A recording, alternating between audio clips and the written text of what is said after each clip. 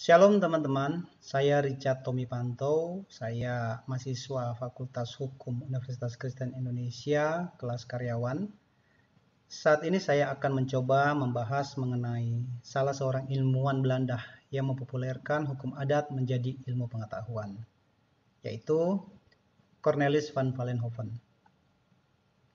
Van Vollenhoven memulai langkahnya mempelajari hukum pada umur 17 tahun, ketika tercatat jadi mahasiswa hukum di Universitas Leiden. Usai mendapat gelar master hukum pada tahun 1895, setahun kemudian ia kuliah di jurusan bahasa-bahasa Semit. Tak hanya itu, ia juga menempuh pendidikan master ilmu politik yang diselesaikannya pada tahun 1897. Kemudian, Van Vollenhoven meneruskan pendidikan doktoral yang diselesaikannya dalam setahun. Pada tahun 1898, ia memperoleh gelar doktor dengan predikat cum laude. Menurut G. van den Steenhoven dalam biografis Wonderboek van Nederland, menyebut karir akademis Van Vollenhoven begitu cepat menanjak. Pada tahun 1901, ia yang masih berusia 27 tahun diangkat menjadi profesor hukum adat Hindia Belanda di Universitas Leiden. Lain itu, ia juga mengampu bidang hukum publik dengan administrasi kolonial. Selama separuh pertama masa jabatan profesornya, Van Vollenhoven bekerja terutama untuk menemukan hukum rakyat atau hukum adat Indonesia dan merupakan arsitek studi hukum adat. Tulis Van den Steenhoven, salah seorang saintifikasi hukum adat Hindia Belanda. Pada tahun 1848, kerajaan Belanda mulai memberlakukan undang-undang baru atau New Wetgeving yang juga mencakup koloni-koloni kerajaan di seberang lautan termasuk Hindia Belanda, yang saat ini adalah kita tahu adalah Indonesia. Akan tetapi undang-undang itu tak bisa serta-merta diterapkan total di Hindia Belanda. Secara praktek, undang-undang baru itu hanya diterapkan kepada orang-orang Eropa. Sementara itu persoalan-persoalan hukum para bumi putra diselesaikan seturut aturan-aturan adat yang berlaku. Karena di masa itu, penyelesaian adat lebih dipercaya dan lebih efektif daripada hukum barat. Hal ini mendorong para akademikus Belanda mempelajari peranata-peranata adat di Hindia Belanda. Pada permulaan abad ke-20 Masehi, dengan terlahirnya ilmu hukum adat oleh karena penyelidikan dari Mester Van Vollenhoven yang menemui hukum adat pada permulaan kalinya serta mengangkatnya ke derajat ilmu pengetahuan. Van Vollenhoven menyusun dan mengajarkan prinsip hukum-hukum adat Hindia Belanda dalam kuliah-kuliahnya di universitas di Belanda.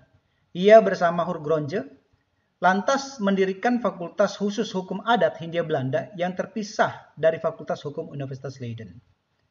Predikat Van Vollenhoven sebagai bapak hukum adat tak hanya dibangun dari fakultas yang ia prakarsai. Lebih dari itu, reputasinya juga tumbuh seiring usaha-usahanya menjaga eksistensi hukum adat di Hindia Belanda. Pandangan-pandangan Van Vollenhoven amat dipengaruhi oleh semangat etis yang sedang mekar di Belanda awal abad ke-20. Ia mengembangkan perspektif hukum dari kacamata budaya bumi putra. Pada tahun 1906, Van Vollenhoven menerbitkan jilid pertama, Het Adatrecht van Nederland Indie. Melalui buku ini yang menjelaskan konsep dan skema hukum adat di Hindia Belanda, ia memperkenalkan 19 lingkungan hukum adat yang berlaku di Hindia Belanda. Dan ia menolak asumsi kolot bahwa masyarakat tradisional di Hindia Belanda tak mengenal hukum formal. Van Vollenhoven juga menerbitkan karangan lain yang dimaksudkan untuk menggagalkan usaha pemerintah Belanda menghapus hukum adat di Hindia Belanda. Misalnya pada tahun 1914, ketika pemerintahan Belanda meluncurkan proyek Kitab Undang-Undang Hukum Perdata yang berlaku untuk seluruh penduduk Hindia Belanda tanpa kecuali, Van Vollenhoven lalu menerbitkan naskah ilmiah bertajuk Strijd van het Adatrecht, di mana perjuangan bagi hukum adat. Untuk membantah argumen-argumen yang mendasari program itu, beliau berjuang agar pemerintah dan masyarakat Belanda dapat melihat cara rakyat pribumi hidup dalam hukumnya sendiri. Ia membantah keras bahwa hukum barat kepada rakyat pribumi akan berarti memperkaya peradaban rakyat pribumi yang hidup tanpa hukum. pada tahun 1927, Van Vollenhoven mengajukan usul perubahan haluan kebijakan hukum kepada pemerintah Belanda. Dalam buku Ernst Pomo dalam bab tentang hukum adat di tahun 1982, di halaman 12 sampai dengan 13, menyebutkan bahwa Van Vollenhoven menganjurkan konsepsi dualisme progresif. Intinya, pertahankanlah hukum adat sembari melakukan pencatatan dan penelitian sistematis terhadapnya. Dengan begitu, hakim-hakim Hindia Belanda tak lagi gagap mengadili perkara menurut hukum adat. Demikian pembahasan saya mengenai ilmuwan Belanda Van Valen yang mempopulerkan hukum adat menjadi ilmu pengetahuan. Selanjutnya, rekan saya Theo Kalangi akan membahas ilmuwan Belanda yang juga ikut mempopulerkan hukum adat menjadi ilmu pengetahuan, yaitu Snoek Horgronje dan Terhara. Terima kasih. Shalom. Shalom. Melanjutkan paparan dari rekan saya, Bang Richard Tommy, saya akan membahas tentang pertama Snoek Horgronje yang hidup dari tahun 1857 sampai tahun 1936. Snoek Horgronje adalah nama yang tak asing bagi banyak orang Indonesia yang belajar Islamologi dan sejarah. Sebagai seorang orientalis, kepakarannya dalam studi Islam memang sangat diakui. Berasal dari keluarga Protestan taat, ia memulai karir akademik dengan belajar teologi di Universitas Leiden pada 1874 dan lulus sebagai doktor di kampus yang sama pada 1880 dengan disertasinya yang terkenal, Het Mekkanische Feest atau Perayaan Mekah. Dalam narasi sejarah Indonesia, ia banyak dikonstruksikan sebagai aktor jahat di balik takluknya Aceh oleh pemerintah kolonial dalam perang yang berlangsung dari 1878 hingga 1908. Ia juga dianggap sebagai pembelah sekaligus pelemah Islam Indonesia. Segala macam sinisme dan pandangan negatif yang tercurah padanya tentu bukan tanpa dasar.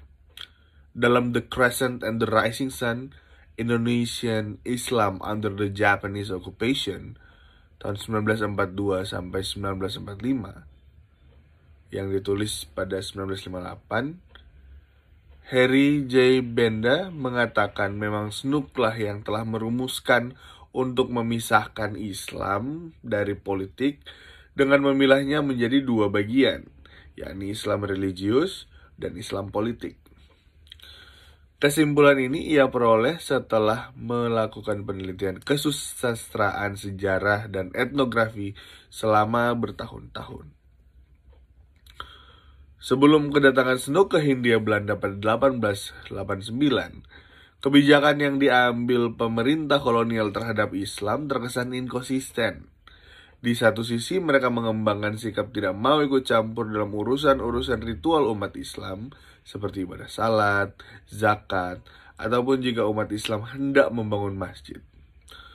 Namun di sisi lain mereka justru bersikap represif terhadap orang-orang Islam yang hendak menunaikan ibadah haji. Segala macam ketakutan dan kerancuan kebijakan terhadap Islam ini bukannya tanpa sebab. Pecahnya Perang Padri pada 1803 sampai 1838 serta Perang Jawa pada 1825 sampai 1830 sudah cukup menjadi pelajaran bagi pemerintah kolonial. Betapa dahsyatnya kekuatan politik Islam ini sebagai penyulut konflik jika sampai salah langkah lagi dalam mengantisipasinya. Selain itu, belum adanya pedoman ilmu pengetahuan yang memadai mengenai masalah Islam juga merupakan masalah lain yang harus segera dipecahkan. Sehingga mau tak mau, pemerintah kolonial harus mengambil sikap defensif dan berhati-hati terhadap umat Islam. Mengetahui kebijakan para pendahulunya yang keliru, Snoek bergerak cepat. Melalui The Aceher yang diterbitkan pada 1893, buku etnografinya tentang masyarakat Aceh, ia menawarkan solusi penyelesaian terhadap perang Aceh yang berlarut-larut serta penanganan Islam di Hindia Belanda secara menyeluruh. Seperti diungkap Akib Sumitno, dalam politik Islam Hindia Belanda tahun 1986, Snook menegaskan bahwa pada dasarnya Islam di Hindia Belanda adalah agama yang damai. Namun, anak pendeta dari Oosterhout ini juga tak menutup mata terhadap kekuatan fanatisme politik dalam Islam.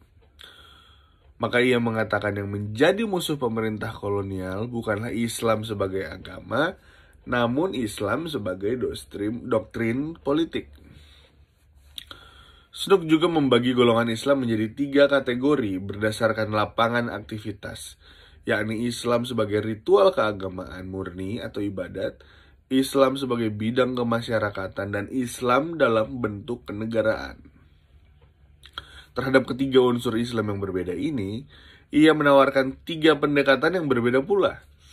Sebagaimana diungkap Benda, kepada yang pertama pemerintah harus berlepas tangan atau tak usah ikut campur di dalamnya. Sedangkan terhadap yang kedua, jika memungkinkan, pemerintah justru harus memfasilitasi, seperti membantu dalam urusan ibadah haji.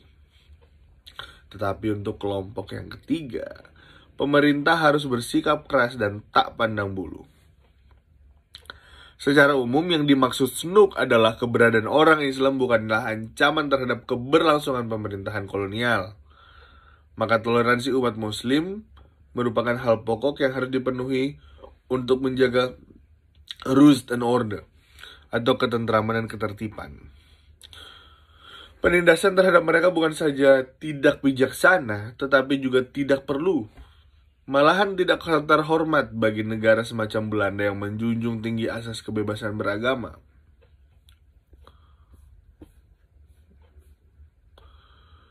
Warisan pemikiran Snook bagi kebijakan Belanda terhadap Islam dapat dilacak dari lembaga yang lahir setelah memperoleh masukan darinya. Salah satunya mengenai pengangkatan penghulu di daerah-daerah sebagai pegawai negeri. Snook mengatakan fungsi penghulu adalah membantu tugas bupati dalam mengawasi kemunculan Islam politik. Selain digunakan sebagai alat kontrol, para penghulu ini juga bisa dimanfaatkan sebagai penghubung aspirasi umat Islam di akar rumput dengan pemerintahan kolonial. Warisan penting lainnya adalah pemikirannya tentang pendidikan di Indonesia. Snook memimpikan kesatuan pendidikan antara Indonesia dan Belanda. Di dalamnya, kedua unsur ini bisa menjadi partner dalam kehidupan budaya dan sosial. Kebijakan semacam ini menurutnya akan mampu menutup jurang pemisah antara pemerintah dengan rakyat kebanyakan dan mencegah fanatisme Islam lewat pendidikan ala Eropa. Pada 26 Juni 1936, Snook Horgronder meninggal dunia di Leiden. Gagasan sekaligus kontroversinya masih terus mewarnai wacana Islam politik Indonesia hingga saat ini. Sedangkan Terhar, tokoh kita yang 3, kami tidak banyak menemukan background dari beliau di penelitian penelusuran kami melalui internet. Namun beliau adalah sosok yang memerincikan, di mana Van Vollenhoven yang pertama mengangkat hukum adat ini dalam keilmuan, dan beliau yang memerincikan hukum adat tersebut, dan termasuk juga menulis buku yang sampai sekarang masih digunakan, yang adalah asas-asas dan susunan hukum adat. Terhar sendiri merupakan guru besar dari Universitas Leiden yang merupakan murid dari Profesor Van Vollenhoven dan bertugas di Rijkshogeschool Jakarta pada tahun 1930. Terhar berhasil mengoperasionalkan hukum adat sebagai hukum yang berfungsi menjaga ketertiban dalam masyarakat. Berhasil mempertahankan hak adat untuk digunakan di pengadilan Landrat, dan menulis buku Beginselen en Stelsel van het Adatrecht seperti yang saya mention tadi, yang adalah asas-asas dan susunan hukum adat.